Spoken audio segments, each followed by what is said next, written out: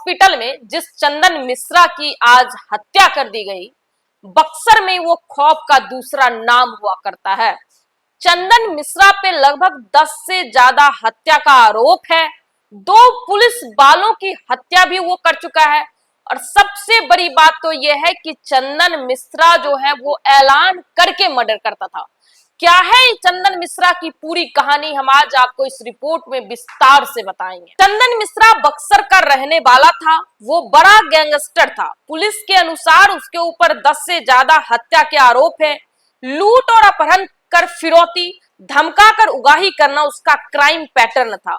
वो कई शहरों में ऐलान कर मर्डर कर चुका था। बक्सर के ही प्रसिद्ध चूना व्यवसायी को उसने दिन दहाड़े ऐलान करके मारा था। रंगदारी न देने पर ऐलान किया था कल मारेंगे। उसके बाद व्यवसायी की हत्या कर दी गई। इस मर्डर में उसका दोस्त शेरू भी शामिल था। बाद में कुछ पैसों और अन्य मामलों को लेकर दोनों में विवाद हो गया। दोनों अलग अलग हो गए थे। बाद में शेरू ने अपना गैंग बना लिया था। आरा तनिष्क लूट कांड में शेरू गैंग का नाम आया था। फिलहाल पुलिस का यह मानना है कि शेरू गैंग ने ही चंदन मिश्रा की हत्या को अंजाम दिया है। 2011 में चूना व्यवसायी की हत्या हुई थी। इसका आरोप भी चंदन मिश्रा पे लगा था।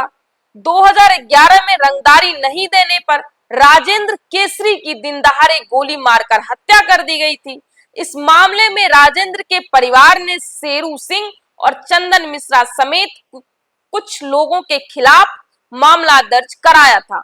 12 फरवरी 2020 को पटना हाई कोर्ट ने शेरू सिंह और चंदन मिश्रा को दोषी ठहराते हुए सजा सुनाई थी। चंदन मिश्रा बक्सर जेल से भागलपुर और फिर पटना के बेऊर जेल में शिफ्ट हुआ था। शेरू सिंह को निचली अदालत ने फांसी की सजा दी थी, जिसे हाई कोर्ट ने आजीवन कारावास में बदल दिया था। बताया जा रहा है कि चंदन मिश्रा 15 दिनों के लिए पैरोल पर बाहर आया था। 18 जुलाई को उसकी पैरोल खत्म हो रही थी। 18 जुलाई को वापस उसे पटना के बेऊर जेल लौटना था। इस बीच तबीयत खराब होने के बाद वह पटना के पारस अस्पताल में अपना इलाज करा रहा था। चंदन मिश्रा को हत्या के मामले में आजीवन कारावास की सजा सुनाई हुई थी। पिछले 12 सालों से वह जेल में बंद था। वो बक्सर जेल से भागलपुर और भागलपुर से फिर पटना के बेऊर जेल में सजा काट रहा था। तो ये थी गैंगस्टर चंदन मिश्रा की पूरी कहानी। 2006 में वो पहला हत्या किया था। इसके बाद उसके हत्या, लूट, फिरौती का सिलसिला लगातार जारी रहा। 2012 में उसे हाई कोर्ट के द्वारा आजीवन कारावास की सजा सुनाई गई। उसी आजीवन कारावास में पिछले 12-13 सालों से वो बेऊर जेल में बंद था।